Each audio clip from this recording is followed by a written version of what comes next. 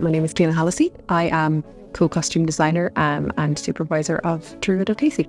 Costume design is always led from the text, so you start off by reading the script, analysing the characters, and then figuring out what the skin of that character is, because that's basically what costume is. It's the outside layer of multiple layers of character development. So you kind of start building up the layers. It starts off with the script, then you kind of might start with some sketches and some research, and then you figure out what kind of a team you need to build around that in order to kind of execute it. I went into the drama, theatre and performance course in NUIG, so I did that alongside English because it felt like it would give me kind of like a wide enough base. When I was in TY, I did an internship, like a work experience in the Abbey, and I remember thinking like, oh my God, this is amazing. I have to work in theatre. I just didn't really know what element would be for me. So I figured by doing this course, I'd kind of get a good basis in that. But I suppose really what gave me the best kind of foundation was actually I spent most of my time during college doing costumes for Dramsoc. So it felt like a really safe way for me to like dip my toe into it without being overly judged.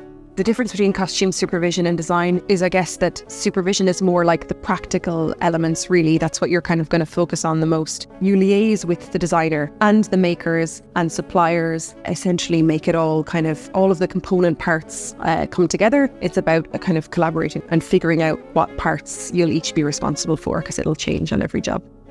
Especially when you're co-designing or having to like pitch your designs to a director or show your designs to makers, it can be quite a like self-conscious kind of experience because you're like, I've done this thing out of my brain, like, what do you think of it? But it was a really lovely experience because we came to her with our ideas and our designs, and then we had this really lovely, like, exciting morning of looking at some fabrics that she had and picking out fabric samples from swatch books, and basically just getting to really like lean into the creative part of it rather than the practical, because sometimes you can get caught up in, can we afford that, and how many makes are we allowed to do? When you start in costume, particularly on lower budget things, you kind of find a method of saving your money for kind of the most special bits. When we're making costumes, we look at what fabrics we already have in the workshop that we can use to kind of put towards that. That's helpful both financially and also better for the environment because new fabric isn't being produced.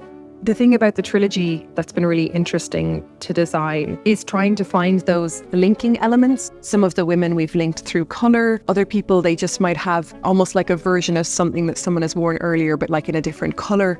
You know, you're looking at each show individually at first. When you're reading them, you're kind of thinking of them individually. But then really what you end up doing is kind of looking at them as like one big play with numerous acts.